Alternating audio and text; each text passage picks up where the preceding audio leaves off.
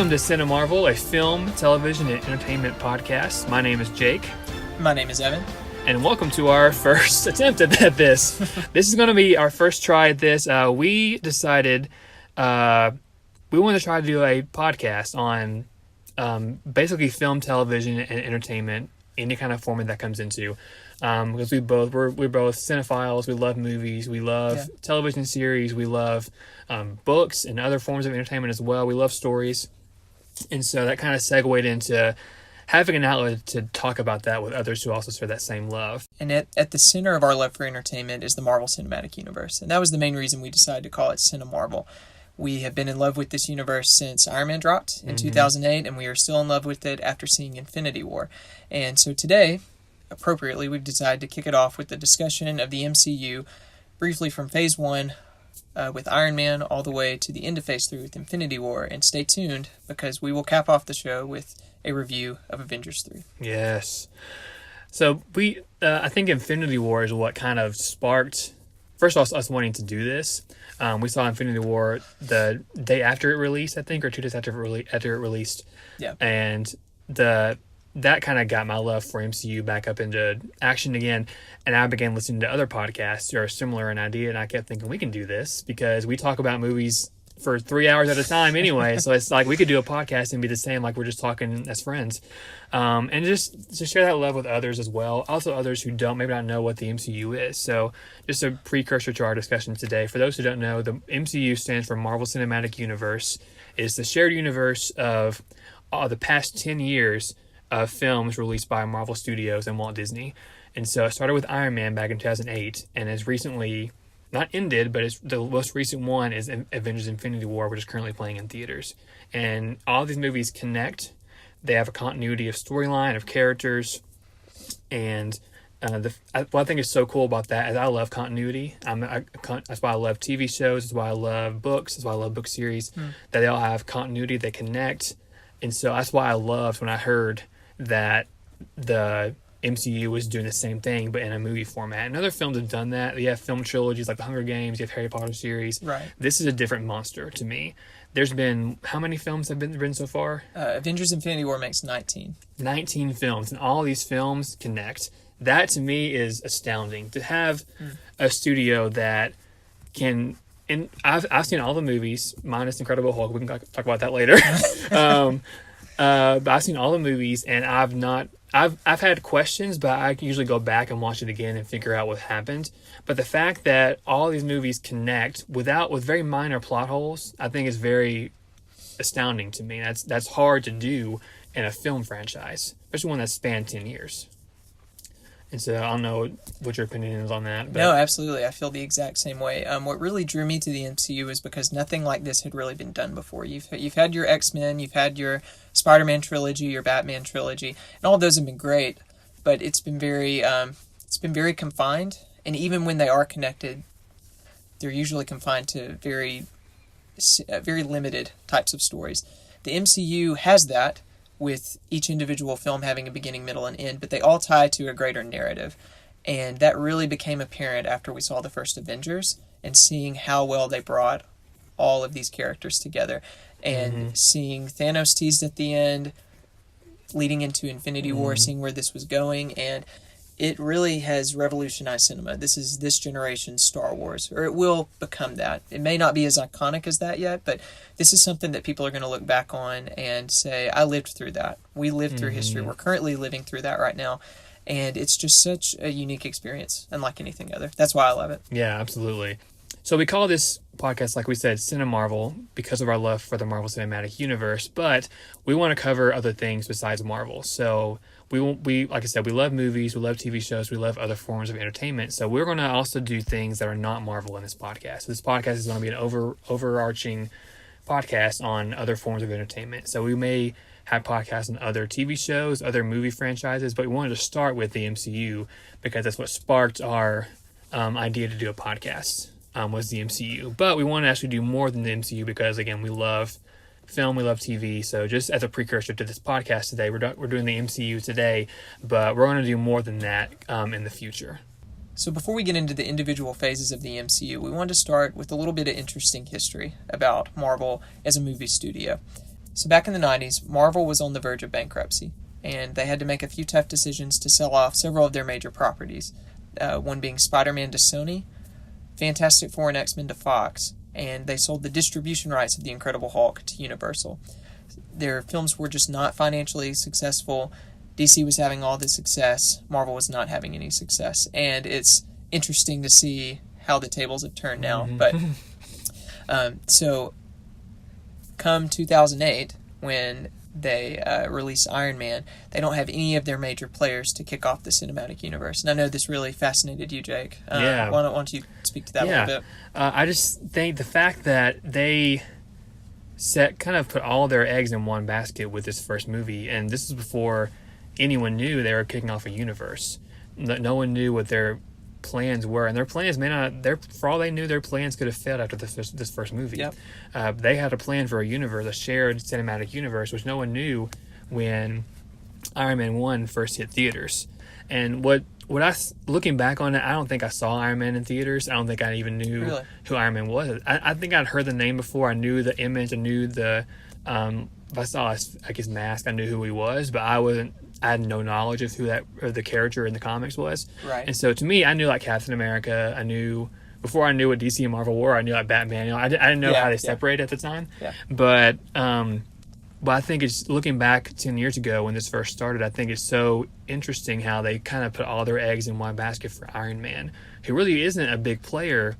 He is a big player, but if you're looking at the bigger names, I think I'm surprised they didn't start with Captain America. True. Because he is a much bigger name, I think, universally in the nation as far as who a superhero is. More people know who he is. Also, they also put all their eggs in one basket for the actor who played Iron Man, Robert Downey Jr. At the time, his career was just in the pits. He was, personally, I think, just having a really rough time. Like, I don't know. I know he got arrested a few times. I don't know for what reasons, but he was in drug rehab. I know he had a drug addiction problem. Yeah, so just like this person who like just had a lot of personal issues, they put a lot of hope in him because his PR, he was a PR nightmare at the time. Yeah. I can't even imagine his publicists, how they felt about everything going on in his life. But Marvel Studios really put a lot of hope into the Iron Man character and the actor playing him, because both of them were, not, in my opinion, I would not have thought them to be the natural first place to start with a shared universe. But you know what? This is something that I haven't really thought about until now. But Robert Downey Jr. was basically playing himself in Iron Man. Yeah. Because Tony Stark was, despite being very successful, he was kind of a wreck. It's never shown that he was into drugs, but, you could probably make that implication. He was always at wild parties. He was just a very wild personality until he got humbled when he was over in Iraq and experienced the traumatic event that almost killed him. So I'm sure it wasn't very hard for Robert Downey Jr. to play that character at all. So it was a risk, but at the same time, it was a smart decision, I think. And so you had mentioned that going into Iron Man, we had no idea that they had any plans for a cinematic universe. And that's true. We just thought we were getting a cool comic book superhero movie. And it was a great movie. I actually did get to see it in the theater. And I remember watching it and thinking, this is awesome. This is... there were just so many great superhero moments in that movie. And I remember hearing just from various people that you need to stay to the end credits. There was something there for you. And I was like, oh, that's interesting. Back then, the end credit scene wasn't a big thing. Now, every day we know. Now, here today, we know. Any movie, I'm like, should I stay for the end credits? It can be like an indie film. I'm like, should I stay for the end credits? Right. You're always Googling, is there end credits to this scene? So I remember sitting there, and it cuts to a scene. I'm like, oh, this is interesting. They told me something was here, but I'm interested to see what this is. And Tony Stark walks into his apartment, and Sam Jackson's standing there with an eye patch, and you have no idea what's going on, especially for me who didn't read any comics growing up. And he says those iconic words, Mr. Stark, you're a part of a much greater world. You just don't realize it yet. And then he says, I'd like to talk to you about the Avenger Initiative. And then it cuts to black. Yeah. And even if you're not a big comic book fan, you know that meant something big. And the implications of that were just so exciting. I have no analytics to prove this or anything, but I know for me it really reinvigorated my love of going to the movies because I was ready to see what happened next now that I knew that there was going to be some connective tissue there. Yeah, exactly. So that was just a really cool way to kickstart this whole Yeah, tapestry that Marvel's built. I agree. And then he sold him a Capital One venture card. Yeah, there you go. That's right. That's a right. post credit scene. He sold him a card. Yes. Yeah, I think I'm trying to remember when I got into the MCU because it wasn't from the beginning. I remember I did not see Iron Man 1 or 2 or the Hulk. I still haven't seen the Hulk. But I think the first one I saw in theaters was Captain America. And again, because I knew who that name was.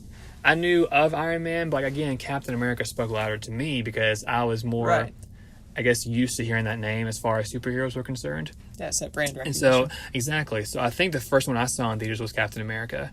And I don't remember when. I think, honestly, I didn't know about the shared universe until after the post-credit scene for Captain America is the trailer for the Avengers.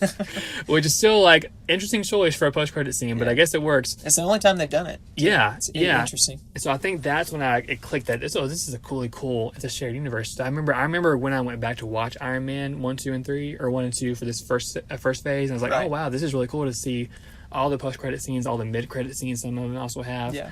And so that's when I first got really obsessed because, again, I love continuity. I love when things connect.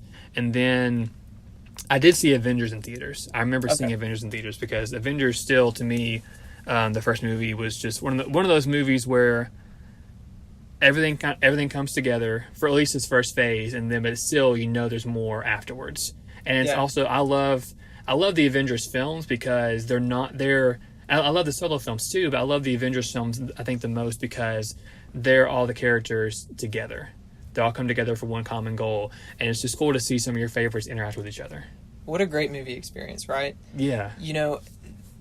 Marvel played it so smart by doing all these individual films first, giving you the context for these characters, building up their stories, and then to have it all culminate in the Avengers, it's probably one of my favorite cinematic experiences. Seriously. It was cool to see that build up, and then to know that there was more coming afterward, especially with that post-credit scene with Thanos, even though none of us had any idea who he was at the time. A lot of us pretended to, but we did not. Like, oh, I don't know what that means. No, don't know who that is. Yeah. But, let's backtrack a little bit, and I know you haven't seen The Incredible Hulk. It doesn't really contribute much so if we're looking to at order real quick, just to give everybody some order, Phase 1 began with Iron Man 1. After that came The Incredible Hulk. About a year and a half later came Iron Man 2, then Thor 1, and then Captain America, the First Avenger, and then the final film in Phase 1 is The Avengers. So all of those films led up to Marvel's The Avengers in 2012. And so we have, in The Avengers, we have Iron Man, Hulk, Thor, Captain America, and I think Iron Man 2 introduced Black Widow. Yes, correct? That's correct. Yeah, and then Thor introduced Hawkeye. Yes. And so we had those 6 main players as the Avengers, and then also the villain in Avengers, Loki. He was introduced in Thor. Yes, he was kind of low-key, no pun intended. The villain in Thor. Yeah. So to have just those first 5 films introduce all those characters and then bring them all together for one major film, like, to me, looking back on it, it seems like a natural progression. It seems like, that makes sense. They would have introduce them all in their own films first and have a huge film when they're all together. It just makes sense now, but back then it seemed like it was a much bigger deal because no one had done that at the time. Right. Again, we'd had series like Harry Potter and the Hunger Games, but they were based on books. And those books have a natural progression to a beginning and an end goal. When it's a series like this that are based on comic book characters, and the comics have infinite number of storylines, infinite number of characters, they picked out the ones that are most popular at the time. And also, they picked out storylines that are easily go into one another. Yes. And are able to be connective. And that, to me, is really impressive because if you know anything about comics, which I'm learning more and more, I didn't know much about comics when the movies came out, but the comic series have been around since, 40s, maybe? Yeah, around that time. Outside of Marvel, even DC, comics have been around for a long time. Yes. And as we've progressed through comic stories throughout the years, we've had parallel universes come into play. We have other characters who play double roles, and the fact that they went through all that backstory and went through all that footage, almost they picked out that to me is harder to pick out how many stories you actually have in comics and pick out the ones that are going to be connective. Oh, absolutely. Because it's not just one book, not just one source material. It's infinite source materials almost. Yes. You have to choose from, and so they really did a good job of picking out storylines that work, that are connective, and that offer very little plot holes, if any plot holes, in this first phase. Yeah, absolutely. I couldn't agree more. Just a couple highlights from phase one. It's interesting because you made the comment that as we were going through and we look back now, it looks like a natural progression. But at the same time, they were really kind of figuring this whole thing out as they went. They really had no idea where it was going to go. And we watch it now, and it's also fluid, and they're very careful about continuity and timelines, and everything just seems to flow from one movie to another. But back then, it was just they were still feeling out the universe. And you can kind of see that in The Incredible Hulk and Iron Man 2. And don't be confused. Mark Ruffalo is Bruce Banner in The Avengers, not Edward Norton. There was a whole fiasco there. But I still recommend The Incredible Hulk. It's a good one. And a lot of people... Iron Man 2 is not the best one, but Thor I really like. I only saw it recently. The Thor 1 and Thor 2 were the only two that I had not seen. And now Thor 2 is still the one that I need to see. But Thor I went back and watched, and it's definitely more Shakespearean. It's not the quippy Guardians of the Galaxy-esque humor that you get in Thor Ragnarok, but it's still a great movie. It's just a very different type of movie. I would highly recommend it. And then Captain America: The First Avenger, again, a lot of people don't give it a whole ton of credit, but it's the Captain America trilogy is one of the best, and it has a great start to it.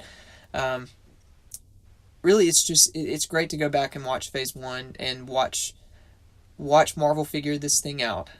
But also really just watch a bunch of good individual standalone movies and see it all culminate in the Avengers. And it'll be looked back on as a grand achievement in cinematic history. And I think also a cool thing is that if you're someone who comes into the MCU with no prior knowledge, you can, not any movie, you can almost pick out almost any standalone film and be able to watch it and understand what's going on. Yeah. They have this connective tissue between every movie. But they're not so much that you can't, maybe if you just watched, Thor Ragnarok and you had no prior knowledge as to what the MCU was, you would get what's going on with the plot. You'd understand the plot line of the movie. There's certain things you may have to pick up on throughout the film, but the overarching plot, the integrity of the film, you still understand. So I think they've done a really good job with having this connective tissue for the past 10 years, but you can go and pick out any movie almost and watch it, and you get what's going on. You're not lost in, I haven't seen the last 12 films, what am I going to do? Right. It doesn't matter. You can go in and become a new fan and watch, any movie, almost any movie out of the MCU, and basically the plot of the movie. So I'm just really impressed by that. Oh yeah, me too. Marvel's done an incredible thing with that. Going into Phase 2, this is really where Marvel really started to get its footing, and they also started to diversify their films more in this one. You had Iron Man 3, which was not universally well received by everyone, but it did something cool in that it was not really focused on Iron Man. It was focused on the man behind the mask, Tony Stark. It was a very personal story about him, and whether or not you like some of the decisions they make with the villain and a few other plot aspects, Robert Downey Jr. does really shine in this one as Tony Stark. Phase 2 is also where they introduced the concept of the Infinity Stones. Now, there were 2 of those stones present in Phase 1, in the Tesseract, which was the MacGuffin of Avengers, and Captain America. And then there was Loki's Scepter, which was his weapon that he used in the Avengers. But Phase 2 is really where they decided, hey, this is the storyline that we're going to build up to in the end of Phase 3 with Infinity War. Basically, what the Infinity Stones are, they're these stones that are representative of the various essences of the universe: power, mind, time, reality, and space. And they're kind of just the really powerful MacGuffins in the MCU. And they're briefly touched on in several movies leading up to Phase 3 and into Infinity War. But just to kind of give you some context there. And the Reality Stone is introduced in Thor: The Dark World. And then you get into Captain America: The Winter Soldier. And this is, going back to the diversity of the films, this was a spy thriller. And you had Robert Redford in it. And I mean, you're getting diversity here, not only in the types of movies, but in the types of talent that you're bringing into these movies. Really, I don't know how much more talent they can bring into these movies before they have to start pulling from the B-list actors. Right. Because it seems like everybody is in these movies. But then you move to Guardians of the Galaxy, which was a completely unknown property. Black sheep of the whole Phase 2, or even the whole MCU, because I never even heard of the Guardians of the Galaxy before this film came out. We mentioned we hadn't really even heard of Iron Man at the beginning of Phase 1, much less Talking Tree, a Talking Raccoon. It was when Chris Pratt. yeah, the chunkier guy from Parks and Rec. Yeah, that guy? What? Yeah. But they made it work somehow, and it was amazing to see how they did that, because it's the Star Wars of the MCU with a little bit more humor, and it was a space opera, and that was just a unique film in and of itself. And then you had Ant-Man, which came after Avengers: Age of Ultron. Okay, I'll kind of let you speak on Age of Ultron because I know you loved it so much. But speaking on Ant-Man, it was a heist film, and it was just I was blown away by how, even though that there was a comedic tone and Marvel kind of had a formula with its films, they were still able to diversify those films by the types of by the style. Well, let me think of the way I need to say that. Yeah. They were still able to diversify those films with their genres, and that's what has kept me interested in this universe. That each film doesn't feel the same. Right. I think there's enough diversity, because you look back at Phase 1 where Thor was introduced, and you look at Thor 2. Thor 2, I think, in Phase 2 of the MCU is definitely the darkest, I think, of the films. You have some darkness in Age of Ultron, but Thor 2, I think, is where you have probably at least in my opinion, the darkest film I've seen from Marvel. That's what I've heard. Because there's still the lightheartedness, because Marvel, what the MCU is known for is serious stories, but having a time and place for the comedic effect. Right. They do a really good job at inserting quick, witty one-liners that work with the plot and work with the current tone of the film, which I think is really hard to do, and hard to do it well. But I think that diversity is really, like you said, like Winter Soldier being a spy thriller, Ant-Man being a heist, and then Thor, you have another kind of it's not really a space opera though. I mean, mythological story. Yeah, mythological. Norse mythology kind of story, and it is the darker of the films, but it still fits within the MCU. Yes. Like, you don't feel like it's its own thing. You still see how it connects, and so I just think that they've done a really good job with having an overarching genre, but then having individual genres for each film. And you're not bored by these. Each film is fresh. It's new, even if it is like a second or third in a like a Iron Man 1, 2, and 3 trilogy. Like, each film stands on its own, and you're not bored by the fact that it's like a similar tone to the last one. But yeah, I love Avengers: Age of Ultron. I know it's not the highest reviewed Avengers film, but I love what they did with it. And again, I'm just one who loves the Avengers films because all the characters are together. And I think that's so cool. Yeah. And Age of Ultron brings in even more characters. We have the original OGs. We have Iron Man, Captain America, Thor, Hulk, Black Widow, Hawkeye. They bring in Falcon for this movie. They bring in War Machine, right? Who's Don Cheadle. I still laugh about that. I love Don Cheadle. They also bring in in this movie they introduced two. I'm still this is, how they did this thing is so interesting because they bring in Scarlet Witch and Quicksilver. If any of you are X-Men fans, you know Quicksilver from the X-Men universe by Fox, and that name and likeness at the time is right now. But Fox owns the rights to the X-Men, and in the comics, Quicksilver and Scarlet Witch are X-Men. So they can't say X-Men in the MCU, so they call them Enhanced. And so we have two new characters are brought into the MCU. And so it just kind of, and you can kind of tell each Avengers film, and even some of the individual films, you can see they're bringing in more and more characters. And so you mentioned Ant-Man. I didn't know who Ant-Man was. No, I thought you were kidding. You said Ant-Man, Squirrel Girl. It's like, that's a real thing.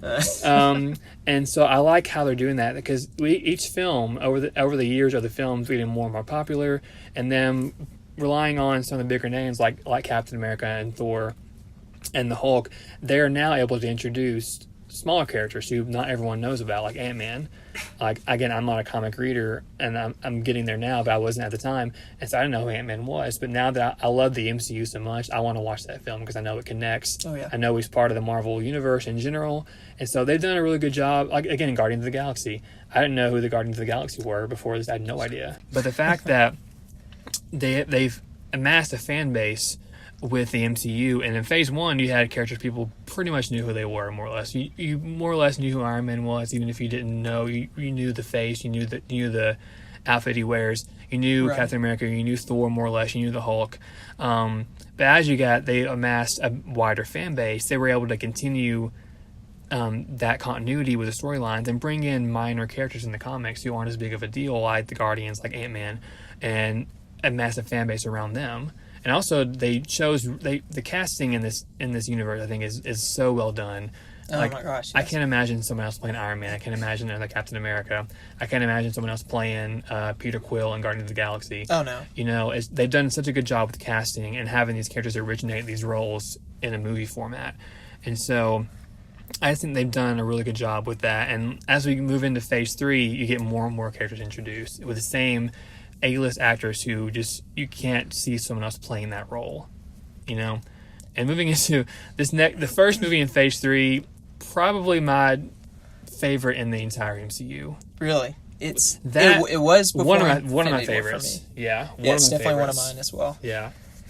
It was just kind of a radical concept at the time to pit hero versus hero. I know a lot of people were hesitant about it because it's like, why would we want to see these people fight each other? Why would they fight each other? They've been, allied toward a common cause for so long. But really, if you go back and look, especially in Avengers Age of Ultron, you can start to see that tension building amongst the Avengers, especially between the two key Avengers, Iron Man and Captain America. And you can really even see that back in the first Avengers, the whole put on the suit scene and let's go a few rounds.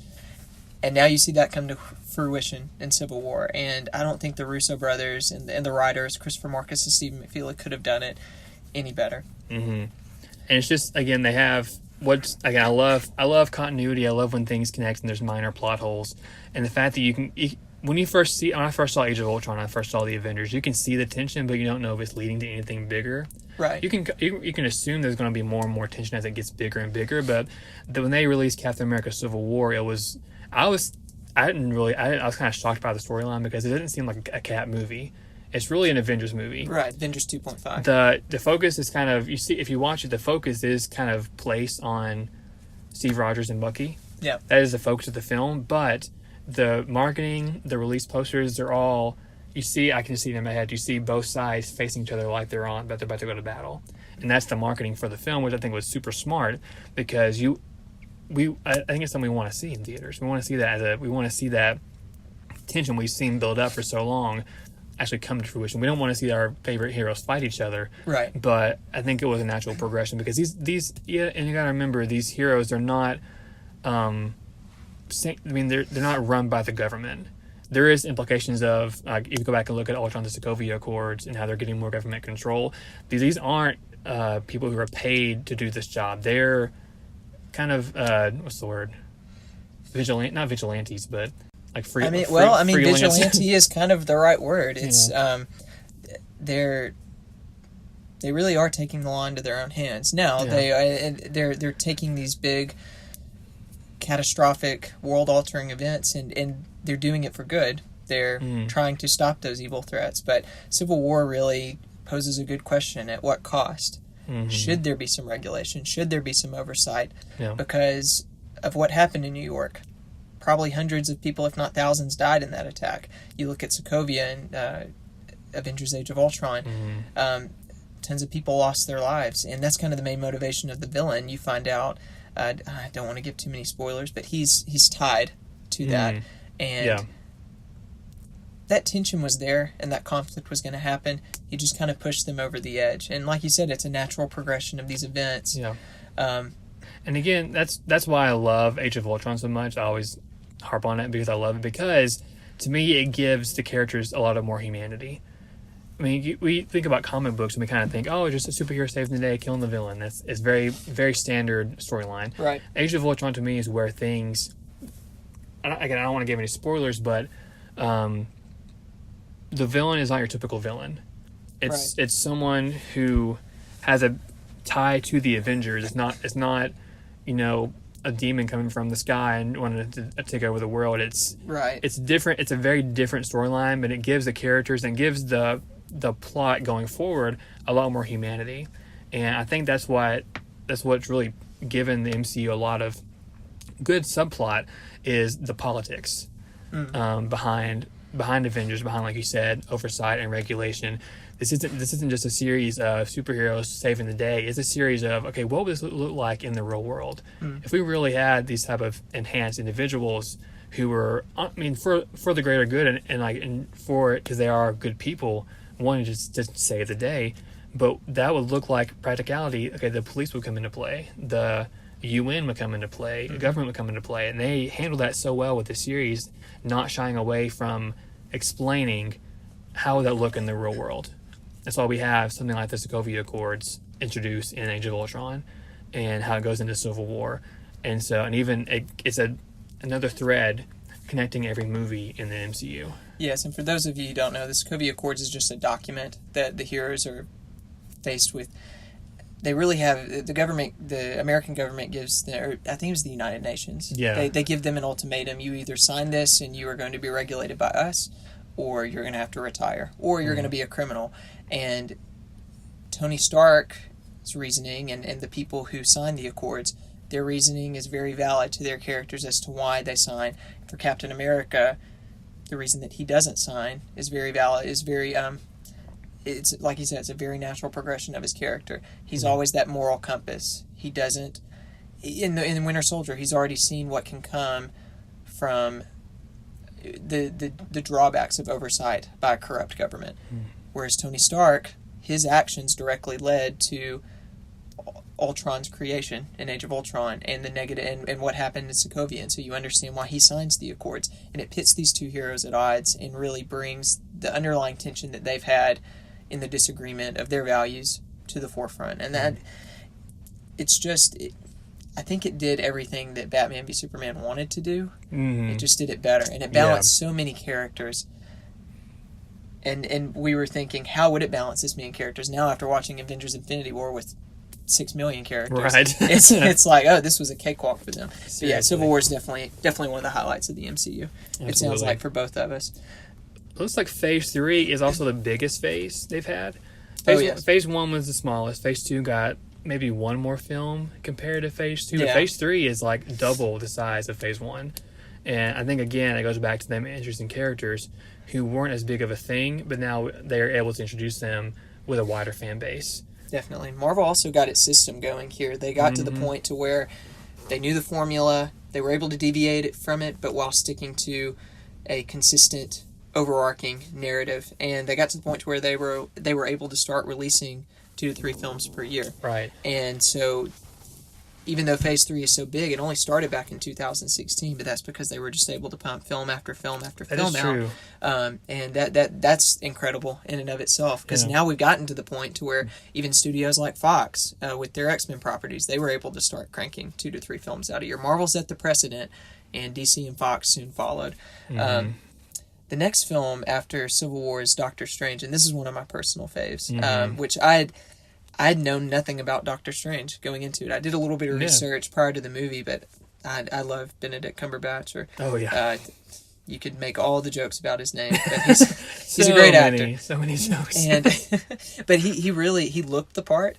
He fit the character, and it was just such a different type of story. It was magic in the MCU, which we had seen a little bit with Loki, but not to the degree and scale of Doctor Strange. And it had some people concerned because it just seemed a little too far out there for some people. But, you kind of already set precedent for that with Guardians. If you can make a talking raccoon and a talking tree work, you could make Cumberbatch dressed up as a wizard work. And Tilda Swinton who's bald. Yes. And Rachel McAdams, I forgot she was in the movie. Yeah, that's right. All these movies have a great cast. Some of the A-list actors. But And the directing talent that they bring into this, too. Scott Derrickson, he was a horror film director. They brought him in to do Doctor Strange. You had Joss Whedon, who did the Avengers movies, and he primarily came from television. It was a good... But he did comics as well, and he was a comedy writer. There's just... Going back to that diversity. There's diversity in the talent, the type, the genre, and even the directors. Yeah, they just kind of... They got a lot of the... Yeah, well, I guess in Phase 1, like... RDJ was like, he wasn't an A-list actor at the time because his career was in the toilet, but he kind of came back from that. And then you had Chris Evans, who played Captain America. I don't think he was a huge actor at the time. I mean, if I'm wrong, correct me. I know he's in Fantastic Four, which didn't do so well. All the Human Torch shows. He wasn't like a movie star, I don't think, at the time. He was in movies, but he wasn't this caliber. Right. You hit the nail right on the head. Yeah. Phase 1... And even some in Phase 2 really kickstarted some of these actors' careers. Yeah. and now they're household names. Yes, going Chris into Phase Pratt. 3. It really, the Guardians kicked off his career. Andy Dwyer from Parks and Recreation, now a movie star. Like, who would have thought? Who would have thought? And then getting back to Guardians. Guardians was so successful, you had to make a volume 2. And the uniqueness of that and the soundtrack. Those soundtracks have really brought back the 80s music. Yeah. And they've really contributed to that 80s resurgence, I think. I think they played a part in that. Then you've got Spider-Man Homecoming, which, kind of going back to Civil War, that was another great thing about Civil War was the Marvel-Sony deal. Marvel struck a deal with Sony. It was a five film deal, I believe, to where Spider-Man was still a Sony character, and it was still distributed by Sony, but they were going to allow Marvel to collaborate on the story and to produce it, or to help in producing it, and to allow Spider-Man to make appearances in the MCU. And how great was that? So glad they did. Yeah. So glad. I think it was needed to bring. That's why I love how they called it Homecoming. They brought him back home to the Marvel universe. But also, Spider-Man has had so many reincarnations lately. Going back to the first trilogy back in like 04, whenever that first came out, and then you had the Andrew Garfield failed trilogy. They didn't even make a third film. But I think it was just a character who had been through so many reincarnations. They couldn't find the right format to fit to keep it going. I think the MCU was the natural place to bring him back home and give him also a great actor in Tom Holland. Most definitely. And played him so well. It's kick-started his career, too, because out of obscurity, he came from nowhere. Yes. Yeah, he's British. He came from the West End. He was Billy Elliot on the West End. But that was way before even being casted in Spider-Man. I don't know what his career it was before Spider-Man, as far as if he was in movies and television before this, but that made him a household name. Like, literally came from obscurity. No doubt. I know he was in a decently well-known film before Spider-Man. I'm not aware of it, but I know a lot of film pundits were. But yeah, you're right. The Spider-Man Homecoming really brought Tom Holland to the forefront. I'm glad it did. He's been an excellent addition to the MCU. He's really added a lot of innocence back into it, and he kind of functions as the mouthpiece and the eyes for the audience, because he's sitting there marveling at all the events that are going on, just like we are. And he's a kid. He's a kid in this world of the Avengers who has powers, and he's just excited to be there. And that's so cool to see that childlike energy, that excitement to be there, because sometimes, especially in Phase 3, there are times when it gets dark and you really feel the gravity of the enemies that they're facing and the circumstances and the fallout of Civil War. It's good to have someone like Spider-Man in there who can kind of take us back to that feeling that we had in Phase 1, where it was all so fresh and new to us. It adds some freshness back into the MCU, no doubt. I agree. And I know I'd mentioned earlier, we were talking about how Marvel was kind of navigating the waters in Phase 1. But they've continued to do that in a good way. They've continued to see what's going to work best for this universe. And I think the perfect example of that is the changes that they made with the direction of Thor Ragnarok. So I remember at Comic-Con, it was toward the end of Phase 2, and they were about to announce Phase 3 and all the films they had slated. And one of them was Thor Ragnarok. And Ragnarok, for those of you who don't know, is the Norse mythology equivalent of the apocalypse. And the logo for it was like on some molten lava rocks, and it was red font, real dark looking. And all the Thor films had been pretty dark and pretty serious tone, and so this looked just like it. But I think Marvel had their finger on the pulse of the Thor franchise, and they could tell the last one wasn't received as well.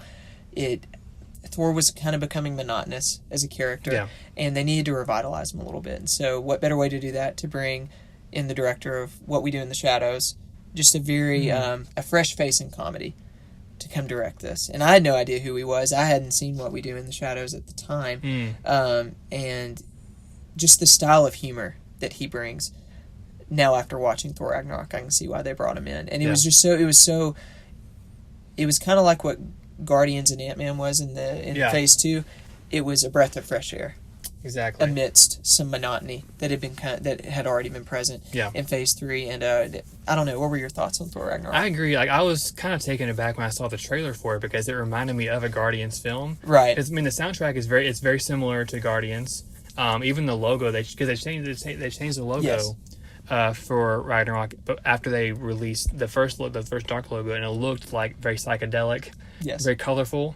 And Thor has been known to be very like black and red is kind of their main colors. Right, And right. Even the poster for Ragnarok is it's so many colors. It is. It just looks different. And the storyline of Ragnarok is so dark because, I mean, Ragnarok means apocalypse. Yes. It's still a dark story, but they gave it a different twist with the editing, with the script, with the storyline, making it more like a Guardians or an Ant-Man kind of film, which I think really helped, again, kind of bring that Thor back into the forefront of, again, like you said, revitalizing the character. And again, like what the MCU does so well is, even with a super dark storyline like Ragnarok, they still have that comedy in there that does not feel misplaced. Definitely. It feels like it belongs. And again, more talent. Is it Kate Blanchett? Kate Blanchett plays Hela, who's by her name sounds pretty hellish. And so, and it's like and going back and thinking about Ragnarok, I forget how dark the story really is.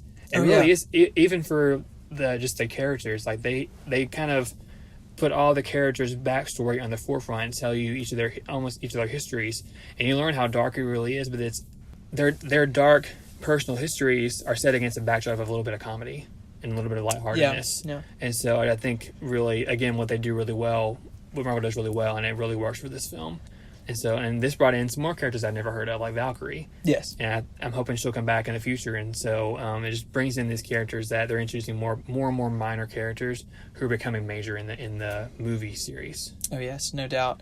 And it really gives new context to the Thor franchise, because we won't give away any spoilers, but there were some details revealed about Hela's past and her connection to Odin that really makes you rethink Odin's character in the first two Thor That's movies. what I was trying to get at. Yeah, bringing out their personal histories. Right. Because you learn more and more about these characters in this movie, and their dark past, but it's set against that kind of little more lightheartedness. But it works so well.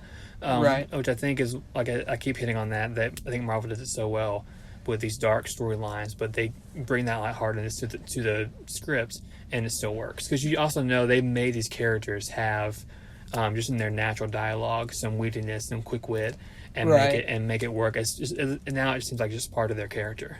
Oh yes, and I remember joking when I saw the first trailer to this. I put out a tweet and I said, "Here's the new trailer for Asgardians of the Galaxy." Yeah. And pretty much. It really did look like it did look like a Guardians film, but when you watch it, the humor is.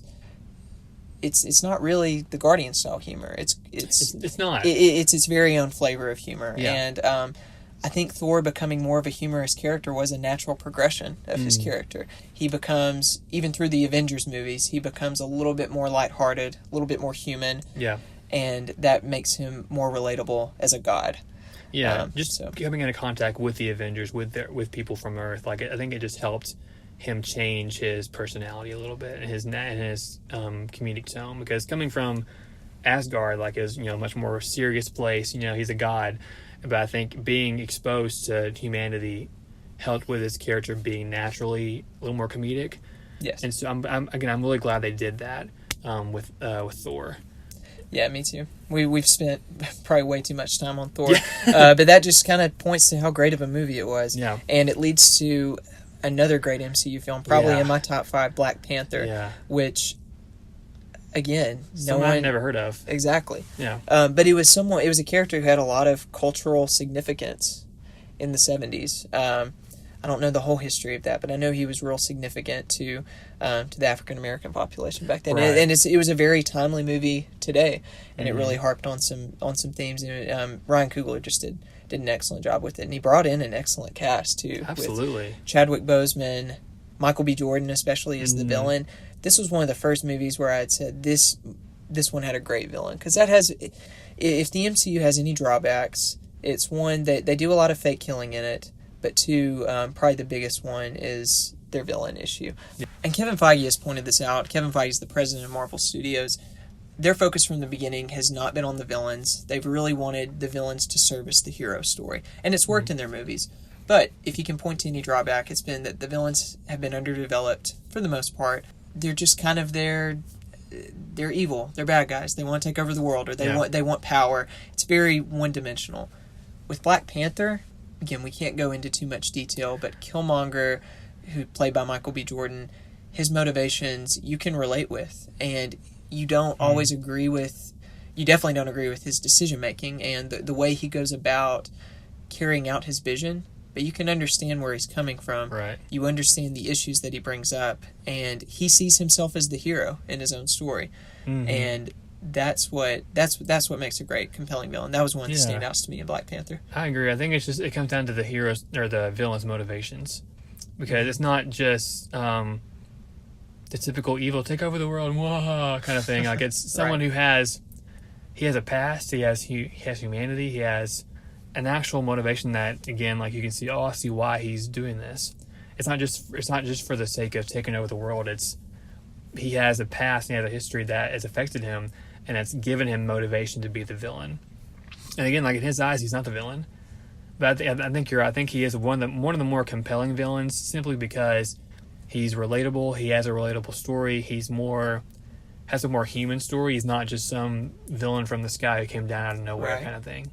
So I definitely agree. I think Black Panther had even is one of the most different of the MCU films. Yeah. Even because of the soundtrack.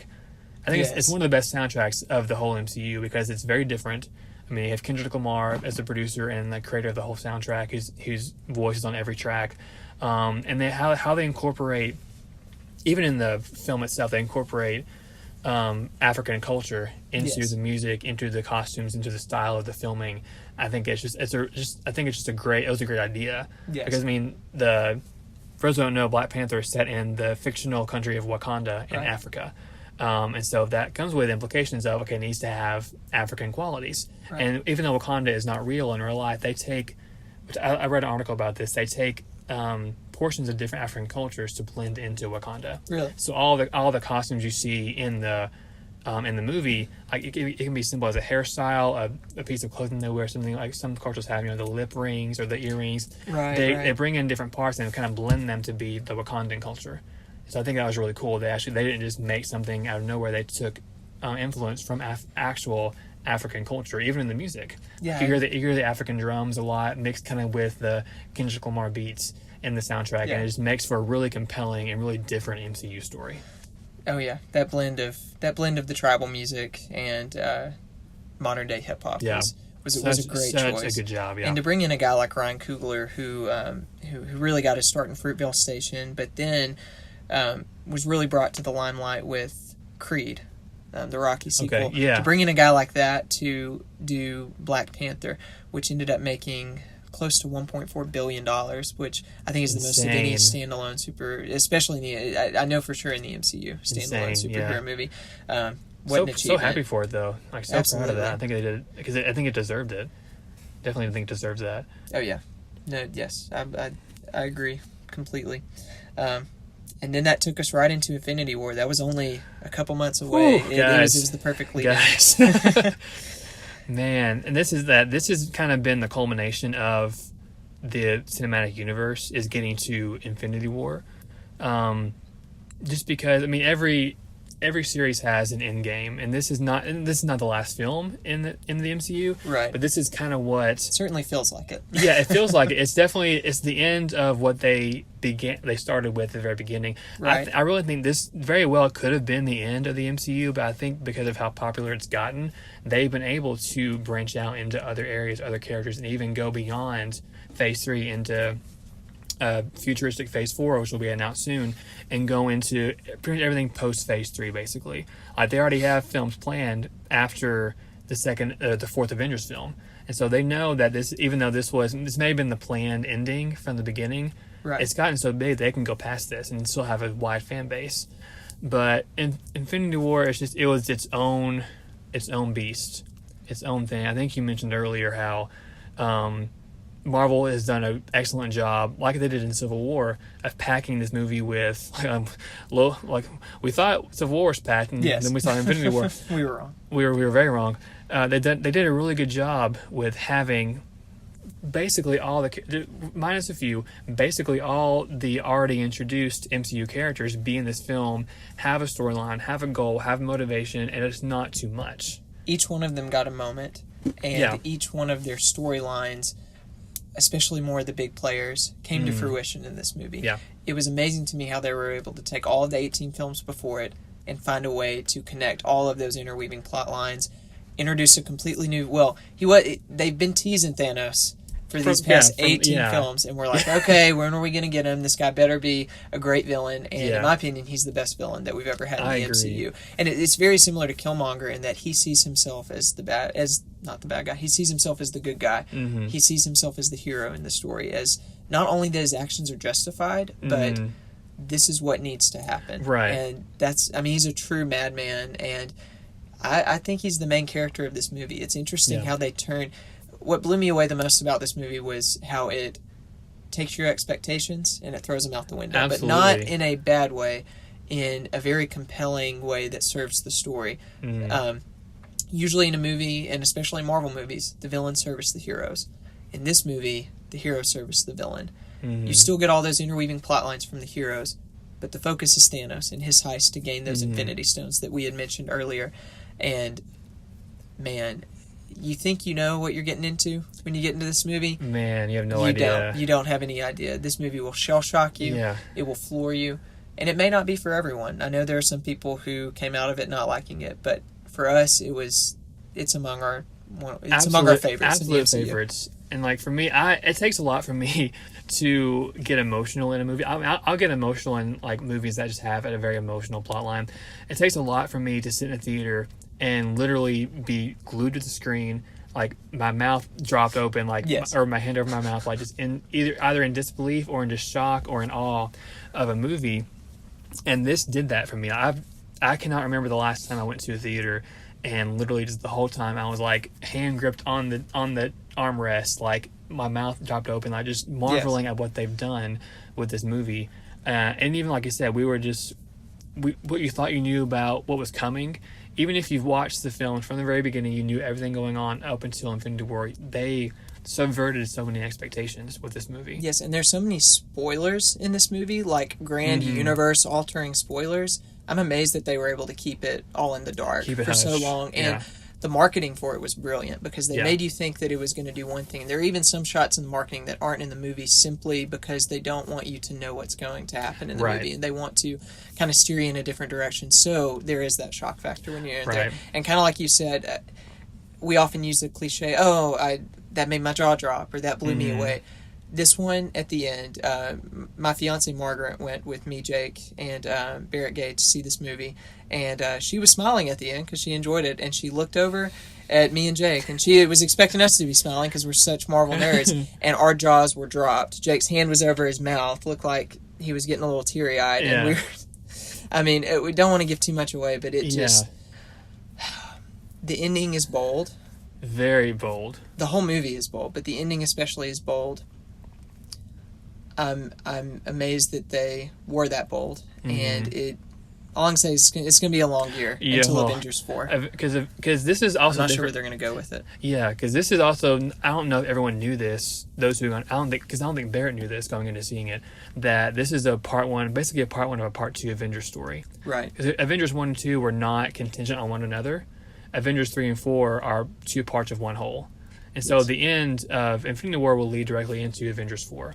Which they all lead into one another connectively tissue-wise with it being an MCU, but they're not connected that much. So this is one of the first ones where you really can't wait till next year when it comes out because it does lead in directly into the next movie. For sure. And it's a year later.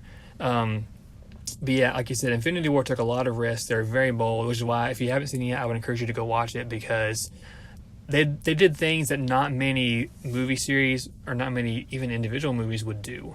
I think at this point they knew they had to take risks because they've had almost 19 movies now. You said this is 19. There are 19 movies, and so to have that many movies come out and to have such a wide fan base, they had to have some expectations subverted. They had to make a lot of bold choices, and they did this so well with this movie.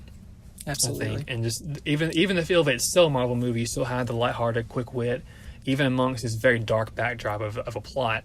And the quick wit does not seem misplaced. It seems like it fits very well with the whole overarching MCU in general. And you have all these characters come into play at one time.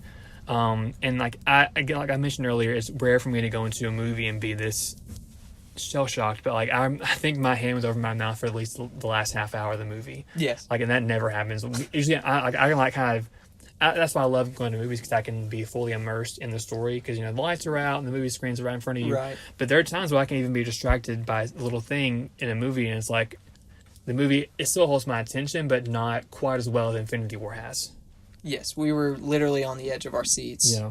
Several moments in the movie, my jaw was literally dropped. Yeah. But in the midst of that, in the midst of the boldness, the risks, and the dark tones that are in this movie, and the universe-shattering implications, there was still a lot of humor in it. You still get that same Marvel humor, some of the best. I mean, if you really think about it. And it really just, it's so satisfying to see these characters all come together in different venues, granted, but to see the different character combinations that they put together. You get some Iron Man and Doctor Strange. You get some Guardians and Thor. You get you get these character interactions that you didn't know you needed. But after you walk out, you're like, oh my gosh, I'm so glad they did that. Yeah. I mean, we could go on and on about this movie. Yeah. But we do want to save some for our spoiler discussion, which we do have planned for next time. You'll know everything. Yes. So watch it before you listen to that podcast. We're going to go into everything. Absolutely. Just real quick on Infinity War, I wanted to mention one last thing, is that with the comedy of the film, I think I've fallen in love with these characters over the last 19 films. And I think the comedy is what really makes you fall in love with them more, because they kind of become more human. Even though Thor is a god, and you have Captain America, who's a super enhanced soldier, and have these people who are not necessarily human, they kind of have human qualities. And I think that humor makes them more relatable, even humor among each other, because it makes you fall in love with them more. And so I got very emotional in this movie because I love these characters so much, and now seeing them all interact together, it just makes you feel really good. And so I think that's one thing the comedy does, and the quick wit does, is it relates to you more as a person, and makes you love these characters even more. And so I've invested a lot of myself in these movies because I love these characters. I got the people who play them. I love the way they've written them. And so that's why I was so pumped to see Infinity War, because I knew it was going to be another, because again, I love when the films all kind of characters come together. I knew it was going to be packed with some of my favorite people in this MCU, and then it just blew my mind away. I'm getting emotional just talking about it. So we probably need to wrap it up before we start bawling like babies over here. Seriously. But thank you so much for tuning into our first episode of CINEMARVEL. We really hope that that there will be a lot of people who are attached to this and who enjoy just sitting down and having a conversation with us. So we want to hear from you too. If you have any suggestions for topics that we need to address, we would love to hear them, and we'd love to talk about them. Like we said, next time we're planning to do a spoiler discussion of Infinity War, but really we don't have any plans after that at this point. Yeah. We want to talk about movies, television, any form of entertainment, and anything outside of the MCU as well. Like we just started with the MCU, but again, we want this to be a podcast not just based on Marvel. It could be any franchise of any show, TV, movie. Even we can even go into books one day if we wanted to. The possibilities are endless for us. We just want to begin with Marvel because it's what sparked our interest to do a podcast. But we're open to doing all forms of entertainment media that we can think of. And so again, thanks for tuning in to our first podcast. We'll see you next time.